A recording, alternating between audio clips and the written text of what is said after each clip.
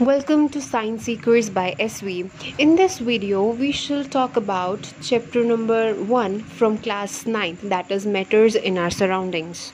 तो let's see matter का जो डेफिनेशन है वो हम देखते हैं। तो मैटर क्या है? कोई भी चीज़, एनीथिंग दैट हैज़ मास, जिसके पास अपना एक मास होगा, अपना एक वेट होगा और वॉल्यूम रहेगा, एंड वो मास और वॉल्यूम होने की वजह से वो कुछ स्पेस को ऑक्यूपाई करेगा।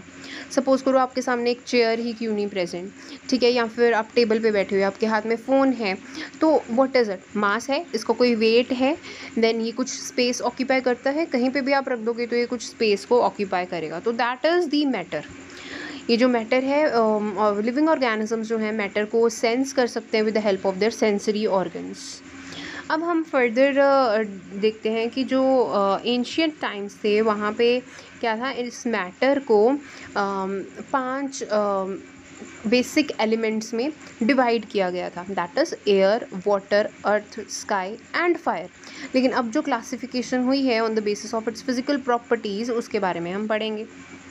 तो जनरली जो हमारी सराउंडिंग्स में हम मैटर को देखते हैं वो 3 फॉर्म्स में, फिजिकल प्रॉपर्टीज़ की बेसिस पे और केमिकल नेचर के बेसिस पे 3 फॉर्म्स में डिवाइड की गई है, that is solid, liquid and gas.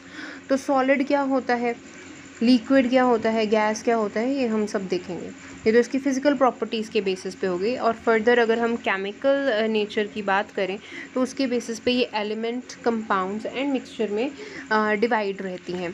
तो फ़िज़िकल नेचर जो होती है मैटर की, वो जनरली ये बोलती है कि कोई भी अगर मैटर है तो वो कुछ सर्टन पार्टिकल्स का बना होगा, कुछ पार्टिकल्स के साथ मिलकर वो बना होगा, एंड उसकी अपनी एक शेप, अपना एक साइज़ एंड अपना एक नेचर होगा। सब मैटर के साथ अलग अलग रहेगा। ये जो मैटर के पार्टिकल्स हैं वो काफ़ी टाइनी रहते हैं।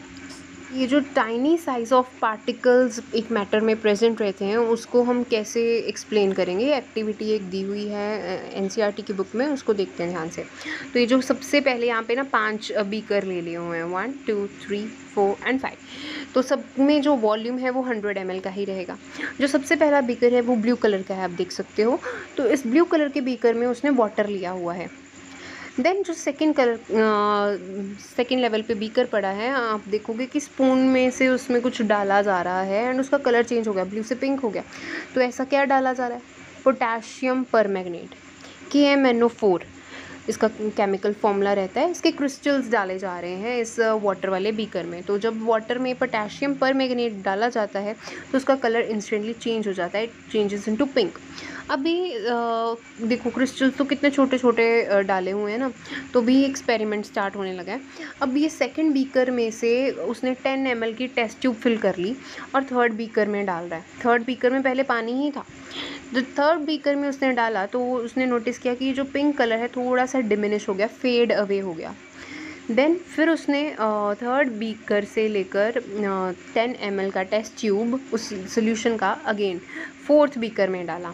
जब उसने फोर्थ बीकर में डाला तो उसने फिर से देखा कि जो सेकंड बीकर में पिंक कलर था उससे थोड़ा सा और फेड अवे हो गया colour. Then again fourth beaker से लेकर फिफ्थ बीकर में उसने 10 ml का टेस्ट ट्यूब फिर डाला एंड ये ऑब्ज़र्व किया कि जो पानी का कलर है, सब में तो पहले पानी था ना, तो 10 ml बस ये सॉल्यूशंस डाले जा रहे हैं। तो इसने ऑब्ज़र्व किया कि लास्ट वाले बीकर में भी अगर हम थोड़ा थोड़ा करके ये सॉल्यूशन डाल रहे हैं तो पिंक कलर रिटेन रह रहा है, वहाँ पे प्रेजेंट रह रहा है। तो इससे क्या पता चलता है कि डाले तो जस्ट इतने क्रिस्टल्स, 1-2 क्रिस्टल्स डाले पोटेशियम परमैंगनेट के, लेकिन जब हमने उसको फर्दर डिल्यूट किया 100 ml में से 90 ml तो सब में वाटर ही था, 10 ml हमने दूसरे सॉल्यूशंस डाले। तो डिल्यूशन के दौरान क्या हुआ, ये जो पोटेशियम परमैंगनेट है इसका फिर भी इफ़ेक्ट, कलर का इफ़ेक्ट देखा जा रहा है। इससे क्या पता चल रहा है कि जो मैटर है वो काफ़ी टाइनी पार्टिकल से बना हुआ है। चाहे आप 2 ड्रॉप क्यों ना डालो इसमें तो फिर भी उसका कलर जो है वो रिटेन रहेगा कितनी नंबर ऑफ डिल्यूशंस के बाद। तो मैटर में जो पार्टिकल्स प्रेजेंट रहते हैं वो काफ़ी छोटे साइज़ के होते हैं, they are of tiny particles present in the matter. तो ये इसकी फिजिकल नेचर के बारे में बताता है ये एक्सपेरिमेंट। अभी जो पार्टिकल्स किए हैं उसके करेक्टरिस्टिक्स को भी देख लेते हैं कि जो एक मैटर पार्टिकल से बना हुआ है तो उसके कैसे फीचर्स होंगे, कैसे करेक्टरिस्टिक्स होंगे। आप देख रहे हो इस डायग्राम में आपको फर्स्ट बीकर में वाटर दिखाया गया है और वाटर के मॉलिक्यूल्स भी बनाए गए हैं, सर्कुलर मॉलिक्यूल्स बनाए हैं। तो सेकंड आप देखोगे कि स्पून की हेल्प से यहाँ पे इसमें कोई सॉल्ट डिज़ोल्व करने की कोशिश की जा रही है। तो जब हमने कंटिन्यूसली इसको स्टर किया तो हमें देखने को मिला कि वाटर के जो ब्लू कलर के मॉलिक्यूल्स हैं उसमें सॉल्ट के ब्राउन कलर के मॉलिक्यूल्स जो हैं वो प्रेजेंट रहते हैं।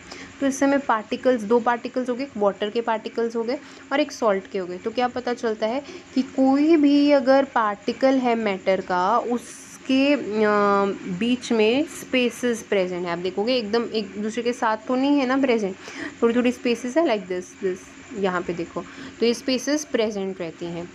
सेकेंड इसका जो फीचर है आप देखोगे कि ये जो पार्टिकल होते हैं मैटर के, ये कंटिन्यूसली कुछ ना कुछ मूवमेंट शो करते रहते हैं और इसको हम बोलते हैं they are having a particular kinetic energy.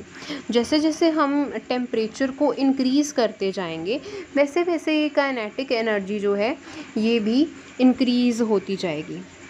ठीक है, ये हम सॉलिड, लिक्विड एंड गैशियस का जब नेक्स्ट वीडियो में करेंगे ना कंसेप्ट, तो उसमें मैं ज़्यादा अच्छी तरह से आपको समझाऊंगी कि काइनेटिक एनर्जी कैसे टेम्परेचर के साथ इंक्रीज़ करती है। तो एक ये अभी किसका करेक्टरिस्टिक है कि जो करेक्टरिस्टिक है पार्टिकल्स का वो ये है कि ये डिफ्यूजन का प्रोसेस दिखाता है। वो कैसे, अब जो पार्टिकल्स हैं मैटर में वो तो एक दूसरे के साथ इंटरमिक्स होकर पड़े हैं, एक दूसरे से मिक्स होकर पड़े हैं।